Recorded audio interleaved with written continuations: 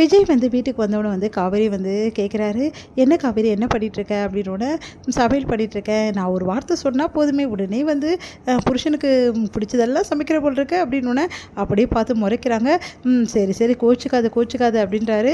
சரி இன்னைக்கு உனக்கு நானே ஊட்டி விடுறேன், ரொம்ப நாள் ஆச்சுல்ல உனக்கு நான் ஊட்டி விட்டேன்" அப்படின்னோடனே அப்படியே பார்க்குறாங்க. அதெல்லாம் தெரியல, நான் தான் ஊட்டி விட்டுவேன், என்ன முறைச்சாலும் சரி வா அப்படின்னு சொல்லிட்டு உட்கார வச்சு ஊட்டி விடுறாரு. கரெக்டாக ஊட்டி விடும்போது என்ன ஆகுதுன்னா, வெளியில் வந்து அப்படியே வந்து தடுத்துட்டு சாதத்தை அப்படியே என்ன பண்ணுறாங்க, காவேரி 2 அறை விடுறாங்க.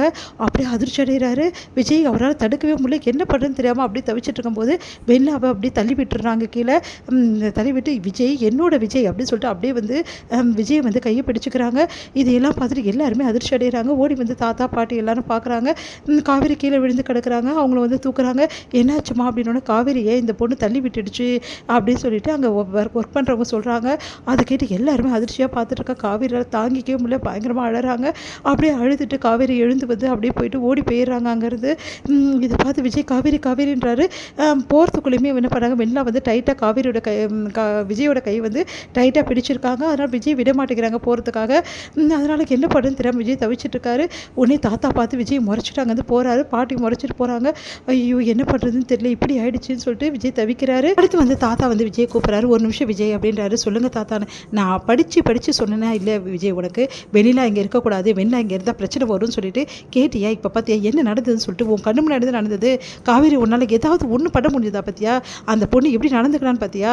இதுதான் ஆரம்பம் விஜய். இதுக்கப்புறம் அந்த பொண்ணுக்கு சரியானா கூட சரி, இதோட மோசமாக தான் அவன் நடந்துப்பா. அதுக்கப்புறம் நீ ரொம்ப தவிப்ப. அப்புறம் காவேரி இல்லாமல் நீ வாழ வேண்டியதுதான்." அப்படின்னு அதிர்ச்சி அடைகிறாரு. "தாத்தா இப்படிலாம் பேசாதீங்க தாத்தா, ப்ளீஸ் தாத்தா" அப்படின்றாரு. "பேசாமல் என்ன பண்ண சொல்கிற? நான் அவ்வளோ சொல்லி கூட நீ கேட்கல, அனுபவி, நல்லா அனுபவிடா. நீ இப்போ அனுபவிக்கிறது பார்த்தது ஏன்டா காவேரி இப்படி கஷ்டப்படுத்துகிற? அந்த பொண்ணு உங்களுக்குலாம் என்னடா பாவம் பண்ணா?" அப்படின்னு சொல்லிட்டு கேட்குறாரு. அதுக்கு வந்து, "தாத்தா ப்ளீஸ் தாத்தா, நான் காவேரி சமாதானப்படுத்துகிறேன் தாத்தா." "என்னத்தை சமாதானப்படுத்த புரியோ? நானாக இருந்தால் கூட காவேரி நிலைமையில் இருந்தேன் நான் அவ்வளோதான். உன்ன மாதிரி ஆளுங்களெல்லாம் நான் விட்டு வைக்கவே மாட்டேன். ஆனால் காவேரி பாவண்டா, ஏன்டா கொஞ்சம் கூட புரிஞ்சுக்காமல் நடந்துக்கிற?" அப்படின்னு சொல்லிட்டு செமையாக திட்டி விடுறாரு. "தாத்தா ப்ளீஸ் தாத்தா, நீங்களாவது புரிஞ்சுங்க தாத்தா, நான் காவேரி சமாதானப்படுத்தினேன் தாத்தா, இந்த மாதிரி மறுபடியும் நடக்காது தாத்தா" அப்படின்னு சொல்லிட்டு போகிறாரு. இங்கே காவேரி வந்து அப்படியே அழுதுகிட்டே அப்படியே வந்து தூங்கிட்டு இருக்காங்க. காவேரி பார்க்க வராரு. காவேரியோட வந்து கணத்தை தொட்டு பார்க்குறாரு. பார்த்தா காவேரியோட கணத்தை வந்து அப்படியே அடித்த அந்த தடம் வந்து அப்படியே பதிஞ்சிருக்கு. பார்த்துட்டு அழறாரு, கஷ்டப்படுறாரு. காவேரியோட கையை பிடிக்கிறாரு.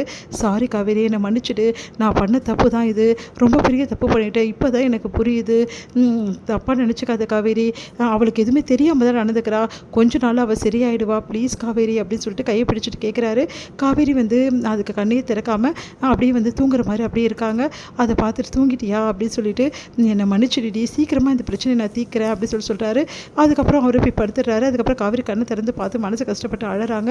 அவங்களால இந்த விஷயத்தை தாங்கிக்கவே முடியல. இங்கே விஜய் வந்து ஃபீல் பண்ணிகிட்டே இருக்காரு. அடித்ததே ஞாபகம் வருது விஜய்க்கு. ஏன் இப்படி நடந்துக்கிறா வெண்ணிலா, ஒன்றுமே புரியலையே. வெண்ணிலா ஏன் இந்த மாதிரி நடந்துக்கிறா?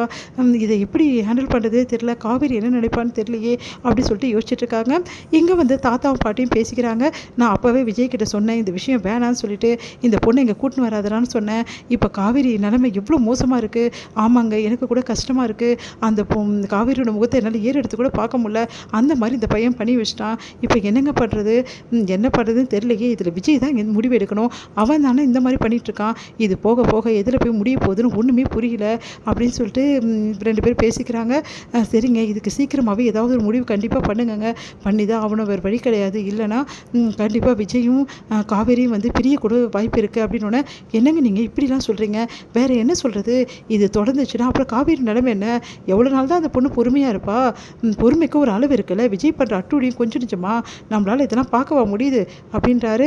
அதை கேட்டுட்டு வந்து பாட்டி வந்து, "நீங்கள் சொல்கிறது தாங்க கரெக்டு, சீக்கிரமாக ஒரு முடிவு எடுக்க சொல்லுங்கள் விஜய்க்கு" அப்படி சொல்லிட்டு இருக்காங்க. இங்கே காவேரி நடந்த விஷயத்தெல்லாம் நினச்சி மனசில் அப்படியே வந்து அழுதுகிட்டே படுத்துருக்காங்க. அவங்களால தாங்கிக்க முடியல. ஒரு பக்கமாக விஜய் வந்து நினச்சி ரொம்ப கவலையாக அப்படி படுத்துட்ருக்காரு. அவருக்கும் ஒன்றும் புரியாமல் யோசிச்சுட்ருக்காரு. அடுத்த நாள் வந்து காவேரி வந்து விஜய் பார்க்குறாரு. பார்த்தா காவேரியை காணோம். அதிர்ச்சி அடைகிறாரு, எங்கே போனான்னு.